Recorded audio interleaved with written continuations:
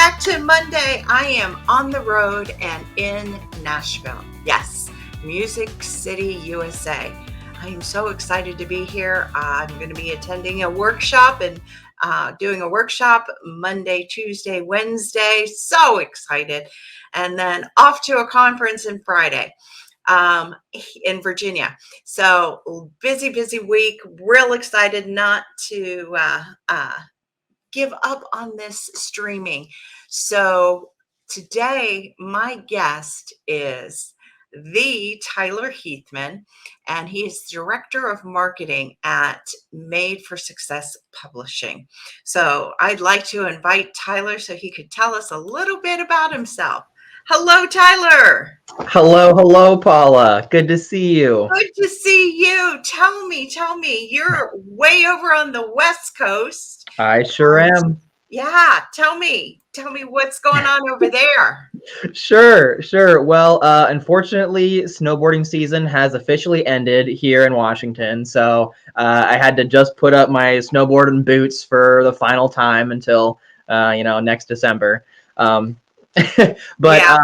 I am super excited to chat about all this stuff with you. And funny enough, I'm actually a big fan of your book. Believe it or not. You I are. know. Yeah. It's really fun to actually talk with you like this, knowing having worked with you extensively in the past. Right. This is a fun conversation for me. I'm looking forward Yes. to it.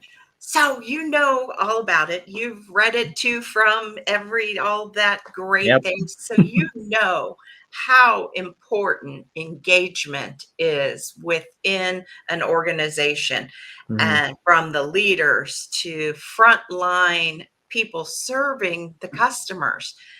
What do you see happening in today's world with employee engagement besides what everyone's talking about, the great resignation? Yeah.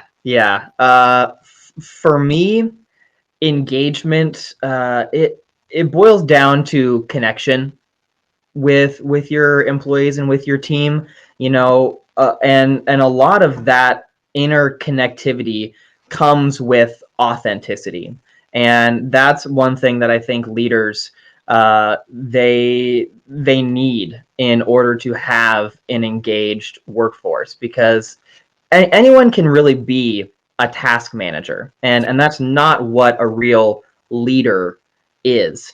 In order to have the engagement and the camaraderie, you have to be a person first, and I think that's a big thing that leaders can incorporate into their work life. I know one example I had recently is I was perhaps maybe a little too authentic, but I was talking to my team, and I was having a bad day. Yeah. I really was. I just lost an employee that was a star for me, and other people were coming up and trying to help me, but truthfully, I just could not. I could not engage with them. I could not be a strong leader, and I told them that I was genuinely authentic and saying, I can't right now. You know what, though, Tyler? I think above all, that is what makes you a strong leader, is because you're not tasking them. There's a difference between managing Hmm. and engaging, Yeah. right? And that's what we talk about. The managing is all your side A skills. You manage data, you manage key performance indicators, you manage all of those things that you need, tasks, Hmm. performances. But engagement comes from your side B. Right. And you were stepping into your side B. And while people were wanting to help you and Hmm. ask you, yeah, you needed time, and you let them know you needed time to Yeah. reflect on that. And funny enough, because they were engaged with me and with this company, they came in strong, and they supported me when I needed it the most. And as a leader, that honestly kind of brought tears to my eyes, as they were genuinely concerned and wanted to help support above and beyond what they are typically expected to do. Right. We have a web designer who decided to take over some of the social media aspects Mhm. of my job. And if you as a leader can engage with your employees authentically, and you know, when you do have your good days and when you have your bad days, I feel like that human aspect of a leader is really important to help the other person on the other side of the screen or the conversation engage with you in a real, meaningful, raw, and helpful way. And I think that spurs on productivity. Productivity, retention, all of those Mhm. great things. But you talk about authenticity, and that is a word that's kind of thrown out there, right? Yeah. How and I'm kind of leading you here, you'll get it, but how do you then, after you've gone to college, gone, or gone to high Mhm. school, get into a job, gone to college, get Mhm. into a job, do all of those things that we're set to do on a track, how do you know what's naturally inside of you to be that authentic leader? Because we're not really taught that, Yeah. correct? Yeah. I think that's actually a really good question. I want to say there's there are core human nature and human traits Mhm, that that are common to mhm, all people, and you know, when we are hurting or when we are happy, um, I think that having the ability to be raw and tap into just that human being element that I think is innate to a lot of us, or I would argue all of us, uh, right, tapping into that human side and just being able to be open, honest, and raw, and knowing that through the leadership that you've built and remembering your core leadership values uh, is essential to lean on, mhm, and to remember that we're all human. mhm, We make mistakes even as leaders, and being able to own up to that and being open and honest with your people, I think is a great way to engage them and uh, keep them open and honest, because I think that's a lot of that's where productivity gets lost, when you are almost this unapproachable figure, and everyone is a little bit shy to own up to something, and it right, gets swept under the rug, and then, you know, delays happen, clients are unsatisfied, and then it all kind of points back to you, because you were the leader that did not allow that space to be vulnerable enough for people to come and actually be open and honest with you on deadlines or just how they are in life. exactly, or trying to push something under the rug, or, and that's what we Mhm. talk about with our legacy, that your authentic legacy brings all of you, and whether Mhm. you're curious or empathetic or trustworthy, courageous, Yep. until you understand what those traits are within those words, that's what I like to talk about. When you find out what your natural traits are, could you be the drummer? Could you be Hmm. the bass guitarist? Could you be the rhythm guitarist? Could you be the full band? You can Hmm. be all of them. But until you understand what traits go with that specific side B archetype, I would say, Yeah. then we really don't know what to grow, Yep. right? And also what I love about what you've done and the work that you've done with these archetypes is it helps you understand your strengths, and it helps you understand how what you are really good at. And it also helps you identify what you're not super good at. Mhm. And having that knowledge as a leader, I think, is super important, because you can bring people onto your team that can help you do the things that you're not super great at, and they can help support you, Right. which I think is very, very good in I a Yeah, it's almost like once you understand, which archetype you are or which one Mhm. you want to focus on, or you excel at this one, the drummer, but you want to focus on the saxophonist, that Mhm. you understand what those traits are, then you've seen what you can't unsee again. And Yep. now you have words that you can apply definitions to help you grow. I love that. Yeah. Yep. So, and that then becomes intertwined with engagement to really engage your employees, or Mhm. your employees engage their customers. Yeah. Because it all goes around to what I would even so far to say is, once we understand who we are and can apply a definition to it, see it, and it's Mhm. not unseen again, then we can move forward with that knowledge and really create a collaboration with our clients. What do Mhm. you think? I totally agree. And in the realm of engagement and making sure that employees are engaged in their work, I think a lot of it has to do with the value that you can help them see in the work that they Mhm. do. And as leaders, we have a lot of tasks that we need to get done for a myriad of different people. And kind of something that I was saying earlier, almost anyone can be a task manager. They can say, go do this, go do that. It's here. You need this deadline. Got to make sure it's done by this date.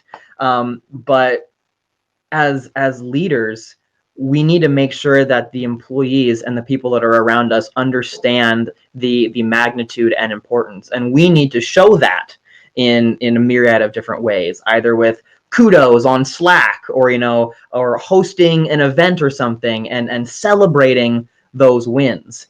uh, I think that was a little bit lost in this previous pandemic world, where Mhm. we didn't have the ability to do that, or we didn't have a good way of doing that online. I think that there's a lot of great ways that you can now engage your employees online and the people that are around you, but uh, I think that element got lost. Uh, It probably did for a little bit. But let me ask you, because you're hmm. the upcoming leaders, right? That you want from your leadership team, and what do you want to provide, or what do you think the people who you work with want from you? they they want me to be raw. Rob. They want me to be open and honest. Yeah.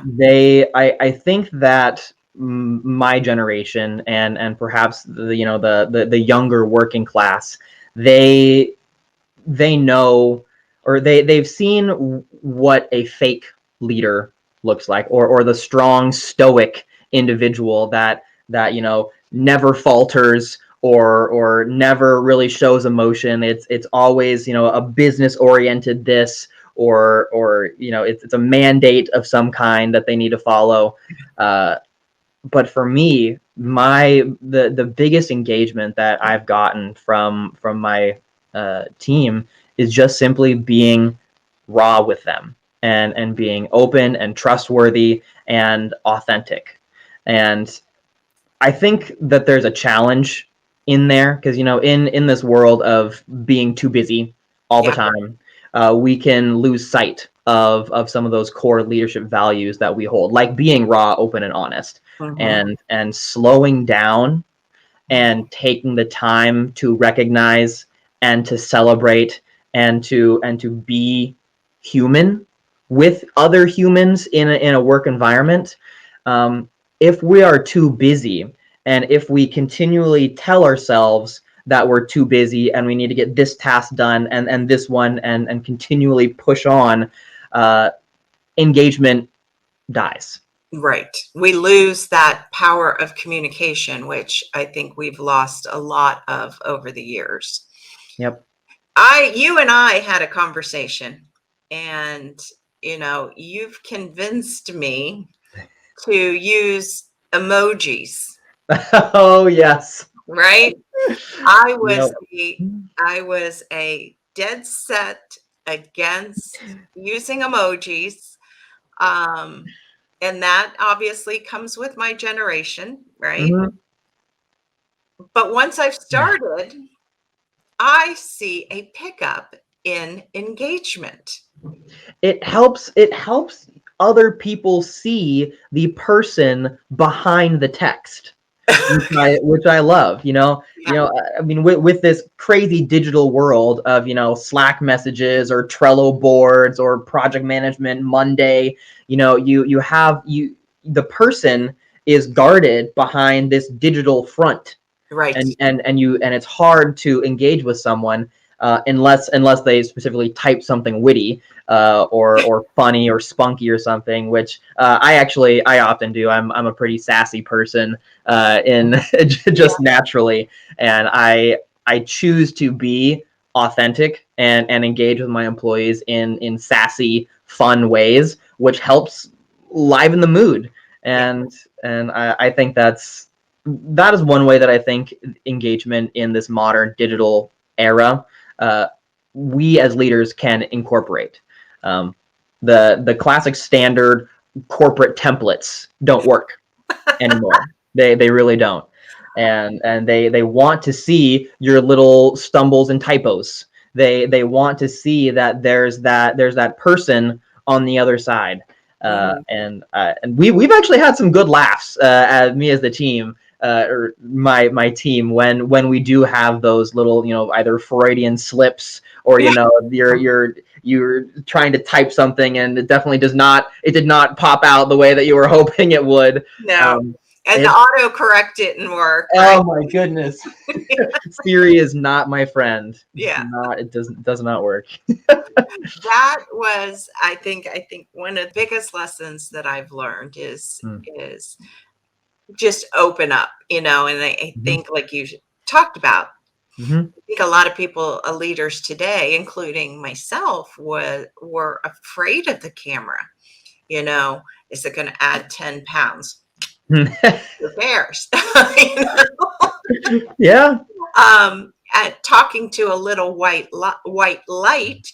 is challenging because I see you down here on my screen, but I'm talking to you through Mhm. this little white light.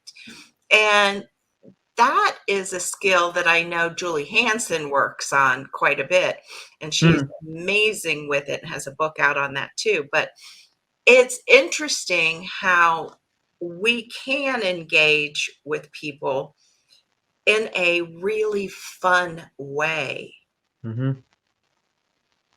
that Online. brings up that productivity, profitability, and understanding that this is the way it is.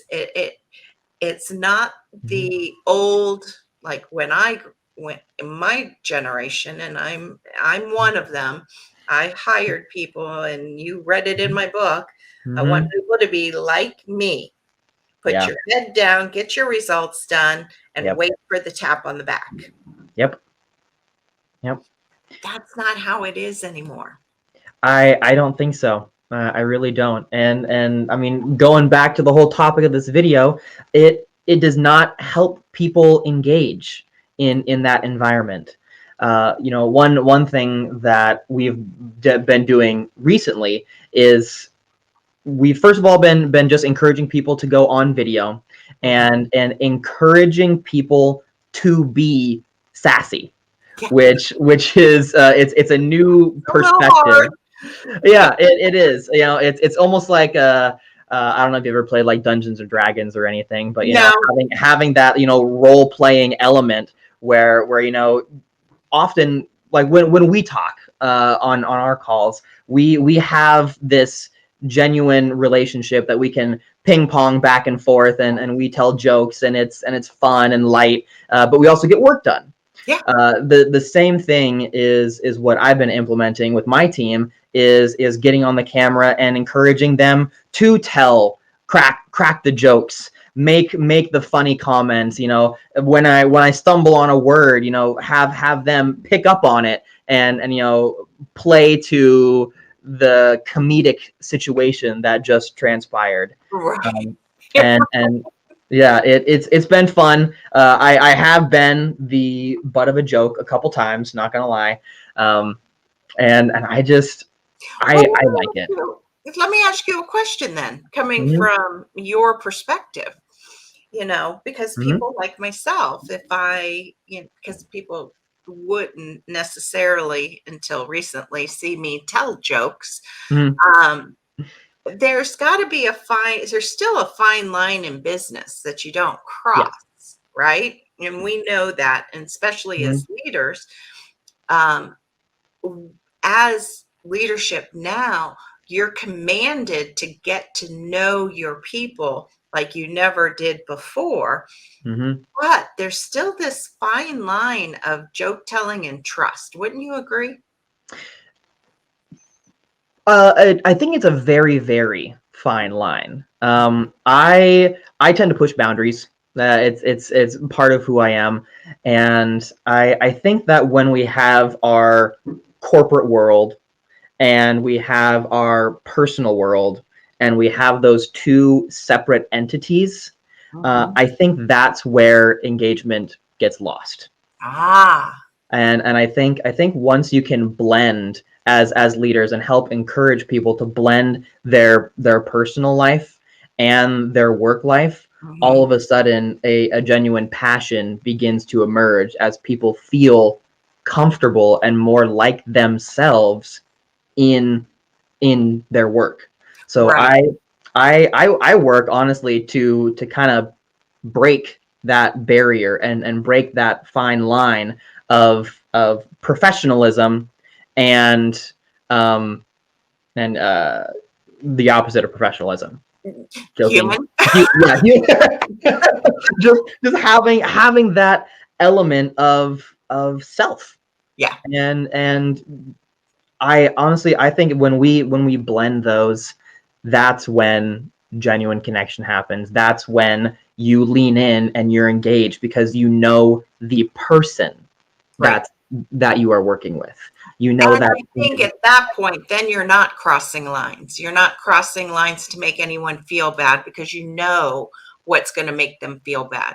You're not going to cross any, um, uh, let's say, diversity, equity, inclusion lines because you Yes. are very inclusive of people Yep. and you're very cognizant. And I think that that's the fine line that I was trying to uncover. But Yes. as soon as you bring professionalism to a self actualization, self Hmm. awareness of who you are and who your employees are, and get to know Hmm. each other on that level, then that seems to you still you still don't call people out. You still don't do, you Yep. still You do. still have to be politically correct. Yeah, That you right. there is a sense of professionalism, and I totally agree with you. Actually, Yeah, I see where you're going here, yeah, and yes, there is a sense, honestly, and I would argue that is the same in a personal setting as well. Like if you go too far in your personal connections and push the boundaries to where it's no longer a joke, it's kind of just more mean. right. That Really? that damages the relationship. It Right. totally does. And I mean, same in the professional world. Uh, totally agree. Yeah. I think that that's probably the best way that we can put it is, yes, there's still a fine line, but you've got to understand one another so you know where that line is, Mm-hmm. right? Yep. They know where that line is with you.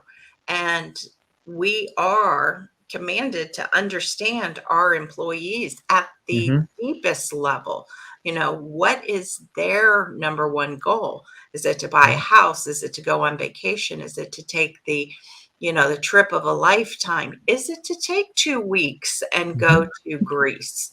Yeah. Those things, if we could find that out, then we could start getting the data and the KPIs and all of that to push towards their goal, which will result in pushing towards our goal as a whole.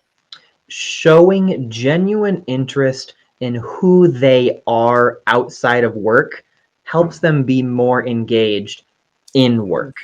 I love that. It really does. It Yeah. really does. Well, we've got about 5 minutes here. Is there any topic of engagement that we haven't covered, or something that you would like to talk about? Well, there is one thing that I did want to bring up. You mentioned this in chapter 5, I think, and you had a list of uh, common ways that leaders disengage, and that they all of a sudden kind of become this individual on a pedestal that you can't really touch, or that genuine, authentic human side gets lost. And I mean, we talked a little bit about this earlier, but the busyness of our lives and work, that I think is a huge hindrance when we let our work life consume us, and we continually have this mental hamster wheel of, I got to get things done, I have to have tasks, I have to please this client, I have to get this person to do this thing by this date, and you focus on just everything that needs to get done. Yeah. You get overwhelmed. It's human nature. And if us as leaders can remember the human aspect, the leadership values that you hold close, like that genuine, raw, authentic connection from person to person, and remember that hamster wheel doesn't quite seem to go as fast anymore. And just simply slowing down just enough to take a breath and realize that we are all people doing work together. So let's act like that, and help each other, and crack jokes, and be fun and engaging, and that's it. That's all I got. That's amazing, because it was a lesson I learned a long time ago. Hmm. When and I'm just going to be vulnerable here, is when my dad lived with us for 6 years, and he was in the hospital, and they told me to come because he wasn't going to make it Hmm. through the next couple of hours. Well, I took the next couple of hours as, I can get this done, this done, this done, this done, this done, this done. And Yeah. I missed saying goodbye. Oh, that's a And tough lesson. so, that was a hard one to jump off that hamster wheel. Yeah. And though that's a lesson that I would try to really instill with the team that I used to work with, and for Hmm. many years, was family first. Whatever you need to do, family Absolutely. comes first. And I think you're spot on let's get off the hamster wheel. It's okay to Mhm. get back on, but take Yeah. a break. Listen to a song, put some music on, go Be find yeah. your playlist. Find your playlist. Bring that spark of life back into your work, and absolutely just slow down a little bit, and remember to be human. Yeah, well, stay with me for one moment, but before we go, I want you to tell everyone what Made for Success does, and how anyone can reach you. Sure. Yeah. Well, if we're a book publisher, and we specialize in public speaking and books on self-help oriented books, and you can reach me, Tyler, at madeforsuccess.com. I'd love to talk books with you, because that's what I do. Yeah. Whoop. All There right, we go. there That's we go. wrong one. Whatever it is. Fabulous. Okay, stay up there for just a minute, and I'll be right back with you. Thank you, everybody. I hope you have a great, amazing week. Enjoy and keep on being productive, and engage with your team.